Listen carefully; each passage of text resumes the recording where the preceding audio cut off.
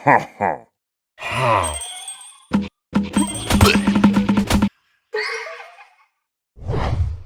की इस वीडियो में हम कवर करेंगे एले, वैक्स और इवोकर की स्टोरी को। तो चलो शुरू करते हैं। माइनक्राफ्ट की दुनिया में होने वाली चीजों की एक स्टोरी है और जहां ज्यादातर मिस्ट्रीज को हमें थोड़ा गहराई से खोद कर निकालना पड़ता है, पर माइनक्राफ्ट एले की स्टोरी मोजैंग ने हमारे सामने छोड़ी है। आखिर क्या है स्टोरी इस म्यूजिक बीट को एंजॉय करते एले की, जानते हैं आज की इस वीडियो में। एले जो आपको अपनी एक्सप्लोरेशन में पिलेजर आउटपोस्ट या वुडलैंड मैंशन के प्रिजन में ट्रैप मिलती है, पर ये यहाँ कैसे पहुंची, ये जानने के लिए हमें एक बार फिर हमारी ओरिजिनल लोर में जाना होगा, जब हमारे एंशिएंट बिल्डर्स ने नेदर पोर्टल को डिस्कवर किया था। अगर हम आज से कंपेयर करें तो उस समय के लोगों के लिए नेदर बिल्कुल ही अनजान जगह थी, जिसकी उन्हें कुछ भी नॉलेज नहीं थी।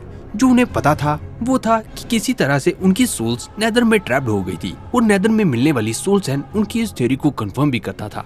पर उनकी उस सोल्स को आजाद करने की कोशिश में सिर्फ एक प्रॉब्लम थी, उन्हें कोई आइडिया नहीं था कि वो उन्हें वहां से कैसे निकालेंगे। उनका सोचना था कि शायद सोल सैंड से एक्सपेरिमेंट से उन्हें कोई जवाब मिल सकता था, पर उनके एक्सपेरिमेंट ने उनके लिए पहले से भी बड़ी प्रॉब्लम खड़ी कर दी। एक ऐसी प्रॉब्लम जिसके कारण उन्हें नेदर छोड़कर जाना पड़ा। उनका नेदर को छोड़ना माइनक्राफ्ट वर्ल्ड की सिविलाइजेशन की प्रोग्रेस के पॉइंट से रुकावट लग सकती थी, पर जहाँ नेदर से एंशिएंट बिल्डर जा रहे थे, वहीं एक नई सिविलाइजेशन नेदर में पनप रही थी। वो उस समय में ज्यादा समझदार नहीं माने जाते थे, पर जैसे जैसे पिगलिन सोसाइटी ने नेदर में समय बिताया, उनकी सोल सैंड की नॉलेज एंशिएंट एन्चेंटर से भी ज्यादा बढ़ गई और जो चीज एंशिएंट बिल्डर्स और एन्चेंटर नहीं कर पाए, वो पिगलिन्स ने कर दिखाया था। उन्होंने सोल सैंड से सोल्स को निकालने का तरीका ढूंढ लिया था। उनकी वो रिसर्च खुद को ठीक करने के लिए थी, पर उनकी खुद को ठीक करने के सफर में उन्होंने एक ऐसी एन्चेंटमेंट ढूंढ ली थी जिससे वो ट्रैप्ड सोल्स को सोल सैंड से निकाल सकते थे। पर क्या उनका वो एक्सपेरिमेंट उनके लिए किसी काम का था, ये शायद उस समय पिगलिन्स भी नहीं जानते थे।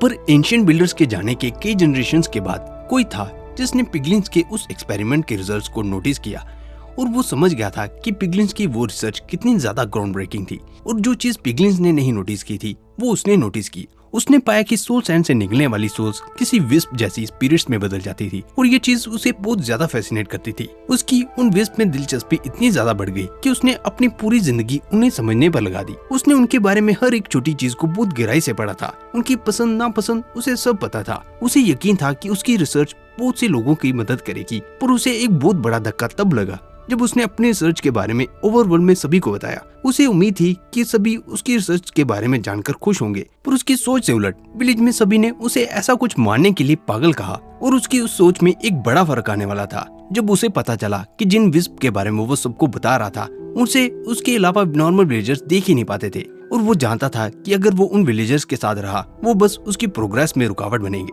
इसलिए वो उन विलेजर्स को छोड़कर चला गया। वो भूला नहीं था कि उन विलेजर्स ने उसकी रिसर्च को मजाक समझा था, पर उस समय वो उन विस्प की रिसर्च करने में ज्यादा इंटरेस्टेड था। और जिसके बाद उसने अगले कई साल ये ढूंढने पर लगा दिए कि कैसे वो विस्प सभी को दिखाई दे। उसके पास फेलियर कोई ऑप्शन नहीं थी, क्योंकि वो बूढ़ा हो रहा था और वो जानता था कि उसके बगैर उसकी पूरी रिसर्च उसी के साथ खत्म हो जाएगी। और इस डर ने उसे कुछ ऐसा करने के लिए मजबूर कर दिया जो शायद वो अपनी रिसर्च की शुरुआत में सोच भी नहीं सकता था। उसकी विस्प को सबके सामने लाने की कोशिश में उसने डार्क मैजिक के साथ असली विलेजर्स को सैक्रिफाइस करने जैसी रिचुअल शुरू कर दी और एक दिन फाइनली वो विस्प को इवोक करने में कामयाब हो गया था। उसकी एक्सपेरिमेंट से निकली विस्प जीवित हो उठी थी। वो नए विस्प काफी शांत और खुश लग रहे थे, पर उन्हें इवोक करने वाले उस विलेजर को उससे भी बड़ा सीक्रेट पता चल गया था, एक सीक्रेट जिससे वो अपनी बढ़ती एज को भी हरा सकता था।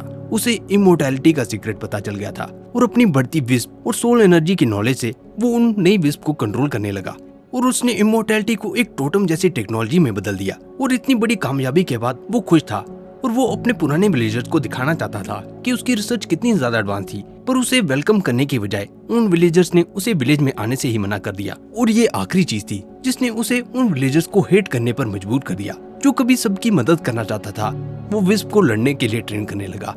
अगर कोई विस्प उसकी बात ना माने तो वो उन्हें प्रिजन में कैद कर टॉर्चर करता था और अपनी मैजिक से स्पिरिट को इवोक करने की नॉलेज के कारण वो जल्द ही इवोकर के नाम से जाने जाने लगा और अपनी बढ़ती पॉपुलैरिटी के कारण जल्द ही कुछ और भी रोग विलेजर्स उसकी साइड में जुड़ने लगे। और जहाँ वो इवोकर उन विस्प पर अत्याचार कर रहा होता है, उन प्रिजन में सफर कर रही वो विस्प आज भी इस उम्मीद में इंतजार कर रही है जब कोई उस इवल विलेजर से छुड़ाकर उन्हें सच में फ्री करेगा। एक ऐसे हीरो से मैजिकल बॉन्ड जो उन्हें किसी दोस्त या एलाय की तरह देखे, ना कि कोई वेपन या रिसोर्स जिसे कोई अपने फायदे के लिए एक्सप्लॉइट करने का इंतजार कर रहा हो। और जब हम यानी स्टीव और एलेक्स उन्हें आजाद करते हैं तो वो एक बार फिर अपने नॉर्मल बिहेवियर के साथ एक फ्री स्पिरिट की तरह घूम सकते हैं और सोल सैंड की गहराइयों से रिवाइव की गई एंशिएंट बिल्डर्स की स्पिरिट्स होने के कारण इन प्यारे एलेस को आज भी याद है कि वो कैसे रिसोर्स को इकट्ठा करते थे और कैसे वो दिन के एंड पर म्यूजिक के साथ चीजें रिलैक्स करते थे।